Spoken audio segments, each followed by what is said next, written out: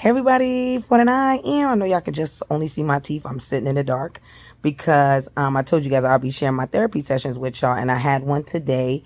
She canceled on me on Thursday, so boom, I'm just gonna jump right into it. So this will probably be like 5 or 6 minutes because I know, it's a family day, it's Sunday, and a lot of y'all got stuff to do, so I'm just gonna share this. So all my therapy people come to the front. People that's considering therapy come to the front. The ones that don't like therapy, you can just keep scrolling, or you can sit and listen to this because we about to get surgical. Boom, check it out. So this is my reflective state when I turn off everything. Like all the lights is off, the TV is off, everything is just off, right?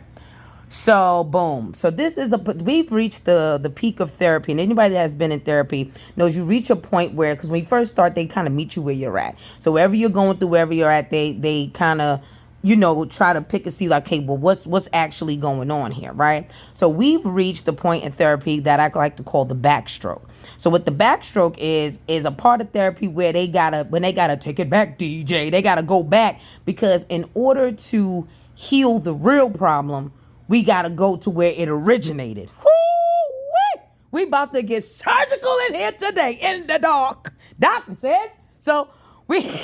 So she's like, so now we have no, not the job. God damn.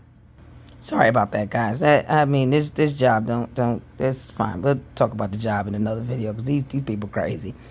So like I said, we had a point in therapy where we call the backstroke. That I like to call the backstroke. And the backstroke is like, in order to really heal whatever is going on, or to address the real issue of why things are manifesting in your life today, while you're dealing with all this difficulty or whatever is going on in your life, you gotta go back to where it originally started, right? So we're pulling back. So that's like this. A lot of the times when all right, I'll give you an example. You ever see this thing on your phone when it says it has apps running in the background that's draining your battery? It's like you have this stuff running in the background from the past that's draining your battery. Oh, that's a good analogy. I write that in. That was good. I'm good. That was good. Quick on my feet. Anyway, boom. So she's like, all right, so there was a situation that happened when I was younger, right? And moral of the story is that when people do things to me that hurt me, and I'm not talking about little things, I'm talking about like, ouch, goddamn, you know what I'm saying? Those type of things. Instead of me saying, fuck you, excuse my language, I'm just like, oh my God, I need to fix it. What's going on? I don't understand. Like, that's the voice that's going on in my head. You know what I'm saying? And that doesn't show on the outside, but that's what's going on the inside. And then it creates an internal conflict. Like, I'm constantly in conflict with myself. And yes, I believe in astrology signs. If you don't, that's your business. I don't care. But as an Aries, we deal with that. We're impulsive. We're going to make our decision to do what we're going to do regardless. Because we action Jackson type folks. However, in the inside, we are conflicted with some things. We get conflicted, like, especially when you're in like a growing stage. It's like, damn, should I do this like this, or should I be like, say something? So it's very difficult to deal with things like that, and it's just like, whatever happened in the past happened, right? And I was like extremely hurt, and I didn't feel protected in that instant, and how can I say this? I didn't feel protected, and I find myself being attracted to people who cannot protect me. Whoo, Lord. But and now see, let me tell you why my therapist is so cool, because like she does, if anybody's a social worker and any type of counselor, whatever, we have to do check me out, motivational interviewing, where they kind of lead you to come to your own conclusion. So when I said it out loud, I just started crying. I said, Father God, my eyes are extremely puffy. I cannot even turn off the lights. Turn off. I'm petty. I gotta be Teddy Pendergrass. The lights are off for the whole day. I'm not turning on the light. So don't ask me to. I'm not turning on the light. But then I shared it because it was very interesting to, like, now I start to reflect, because we only handle like because for me, I'm not gonna say I'm a little difficult, because I'm a little resistant to this process, and I'm a little resistant when it comes to doing like this hard work, like pulling back these legs, because it no matter how how much I feel like I have been healing from these things, which I have, journaling, going to therapy, stuff like that. When it's brought up in the intimate session with my therapist, I'm able to feel vulnerable and cry and all this other stuff, right? So I'm like, damn. And it's like, Alexis, she's like, because I have to give on my background. She's like, you're very strong, you're very resilient. She was like, but don't you want to take a break? And when she said, don't I want to take a break? I feel like I'm about to cry right now, Father God. I said, yes, I need a break. Like, yes. And that's not just, life is good. I mean, life going life. You know what I'm saying? I don't have any real complaints. I'm not a complainer. That's not what I do. I don't complain. I just get shit done.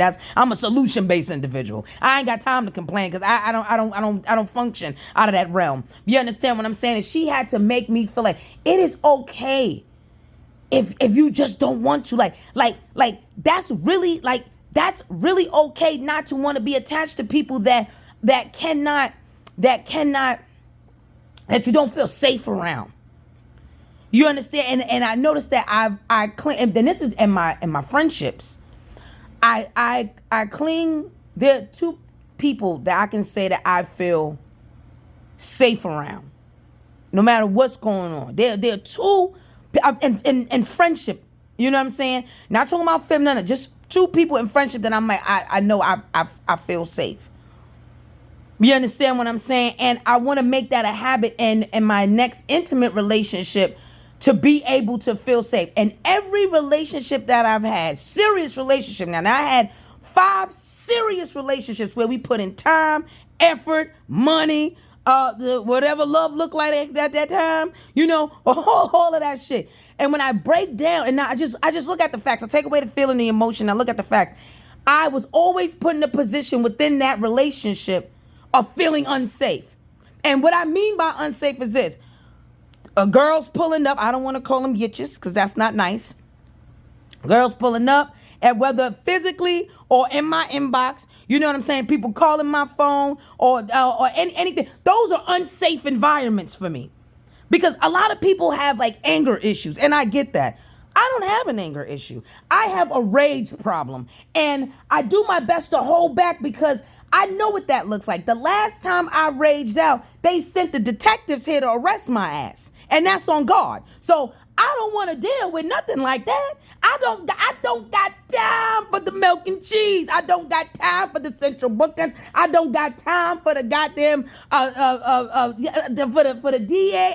No. I don't want to stand in front of no racist ass judge. I'm sorry, but it's the truth. I don't have the time or the capacity to do that. I have not been in a safe relationship, and I had to say that shit out loud. And I say that because that's what I've been attracting.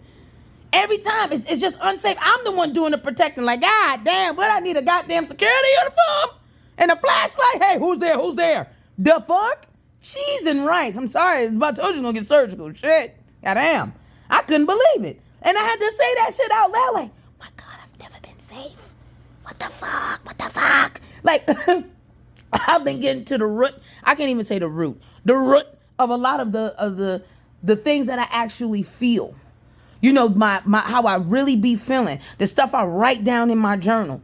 You know what I mean? And I share this with y'all because, like, I'm a big support. Now, finding a therapist is like finding a good doctor. You can't just go to any wacky doodle kookadoodle. You know what I'm saying? You can't do that. You got to research and really find the one that can be paired for you so you can really get to the root of what your problem is, because I want to be happy and healthy. You know what I'm saying? I understand, like, that's not going to be consistent because life going life, and anger is a natural emotion. Sadness is a natural emotion. Things are going to happen. You're going to have these feelings. But how do I cope? Not only say cope, how do I go through them? You understand what I'm saying? How do I deal with that? And not act on it. Because like I said, Action Jackson, we going to act on it. Something got to give. And I don't want to be petty. And I don't want to be vengeful. And I don't want to be spiteful. You understand? No, those are real things that be happening with me. Revenge. I'm telling you, I'm the queen of it. I will make you my project, man. I will dedicate the little 4 or 5 hours I got in between jobs and school to getting your ass, honey. To getting your ASS, motherfucker. Excuse my language. You understand what I'm saying? So I don't want to be that person anymore. I don't think that is cute. I don't like the way it makes me feel.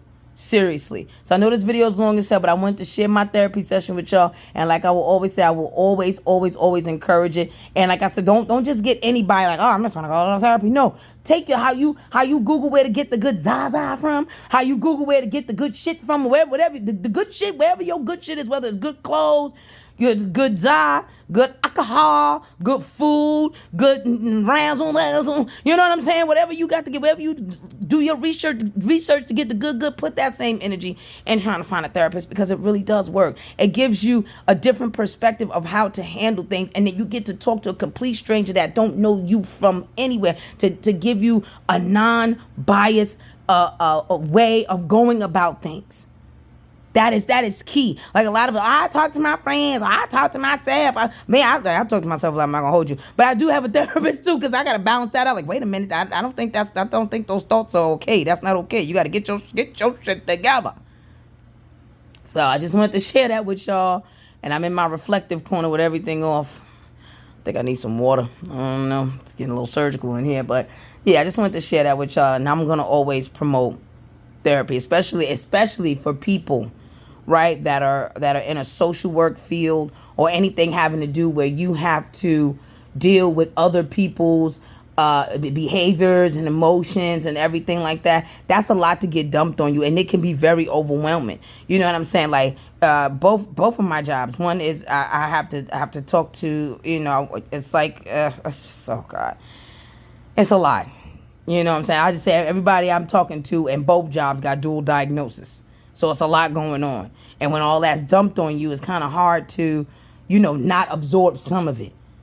And I'm learning in this field how to let it bounce off me, because if you don't bounce off, you're going to get burnt out. If you don't let it bounce off, you will get burnt out. And this don't even just go for just social workers and anything that you're doing. If you just take, like, no, if you don't let some of that stuff bounce off of you, you are going to burn out, and you don't want to burn out. All right. I thank y'all for listening to me. I appreciate my audience. I appreciate all the love and support.